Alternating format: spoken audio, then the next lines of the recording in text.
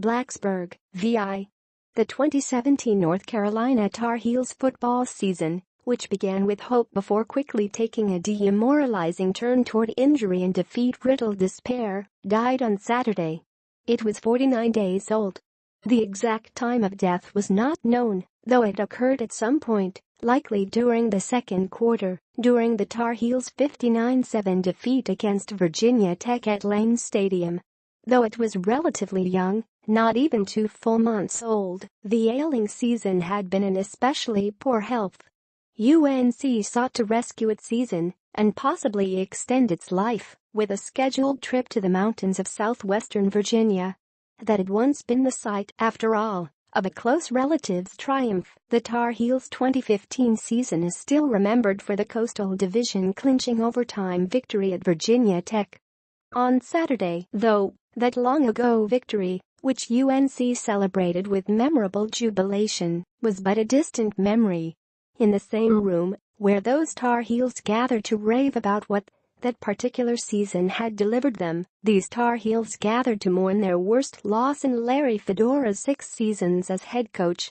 The season met its demise after the Tar Heels' 7th defeat, which guarantees that this will become the 40th losing season in school history, and the 21st with at least 7 losses.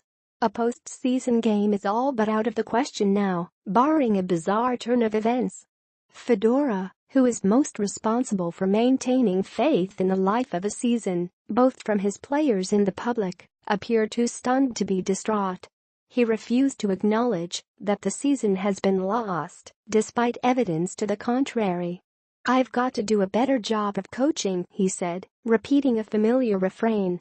"Our staff's got to do a better job of coaching, and we've got to continue to try to find ways to put those guys in a position where they can be successful." He had said some of those same things after recent defeats against Georgia Tech, Notre Dame and Virginia. After each of those losses, the Tar Heels went to work in effort to give their season much-needed life. The result on Saturday, albeit against the vivacious Hokies, 6-1, 2-1 ACC, ranked 14th nationally, proved those efforts to be futile. UNC's season arrived here in a perilous state. Its physical pain could be easily quantified. 16 players lost for the season, several of them starters, but its mental pain, amid a growing list of defeats, largely remained hidden. Observers wondered, not without cause, how much more the season could take. The answer appeared to arrive in the first half on Saturday, when the Hokies scored 3 touchdowns with their offense on the sideline. Those 3 touchdowns doomed the Tar Heels, 1-7, 0-5 ACC, in different ways, and each one seemed to deflate UNC a little more. First, in the first quarter, there was the 12-yard fumble return for a touchdown, which came after Chesert, the Tar Heels quarterback, lost his grip while under tremendous duress. UNC's season had endured such misery before, but now it had grown brittle. "I just don't know," Fedora said of what he saw when Surratt lost the ball. "I'll have to see it." Next, about 2.5 minutes later, came Greg Stroman's 91-yard punt return for a touchdown. After that, with UNC trailing 14-0, its season appeared on the brink. What pushed it over the edge, perhaps, came with a little less than 2 minutes remaining in the first half. By then Brandon Harris, whose summer transfer from LSU provided the season with one of its original causes for hope, had relieved Surratt at quarterback. Interceptions have been problematic for Harris, though, and so it was again then, not long before halftime. Reggie Floyd intercepted Harris and then returned the interception 69 yards for a touchdown. For the Tar Heels, it was a harrowing sight, indeed, and one that might have been most responsible for putting their season out of its misery. That couldn't be said for certain, though, given several contributing factors. The penalties, 14 of them, for 100 yards, were among them.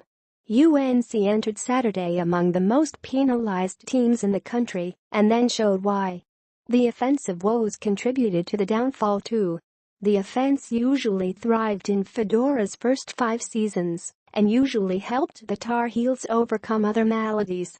But now, with that long injury list and with porous protection from the offensive line, the offense has become an illness of its own. The Tar Heels averaged but 2.7 yards per play on Saturday, their second worst output under Fedora. They finished with 11 first downs.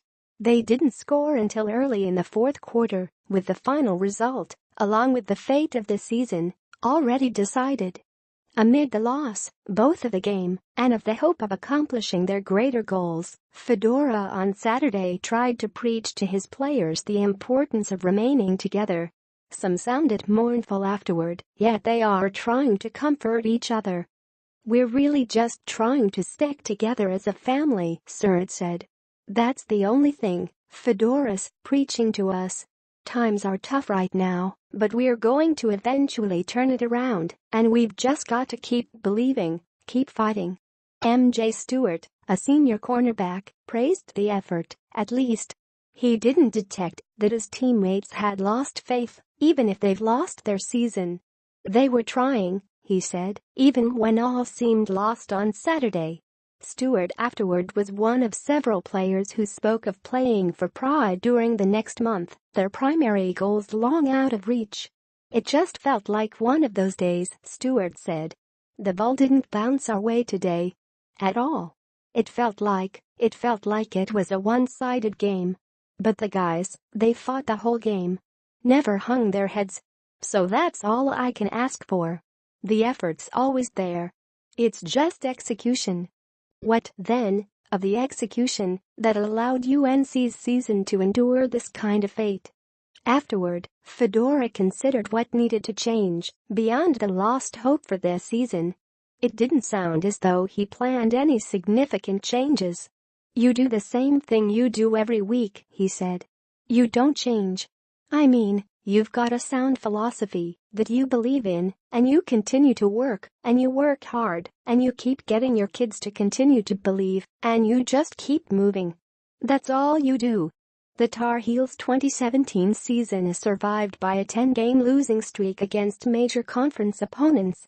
UNC's remaining 4 games, which will have little bearing on where it finishes in the ACC, and UNC's 2015 season, which continues to live on as a reminder of much happier times.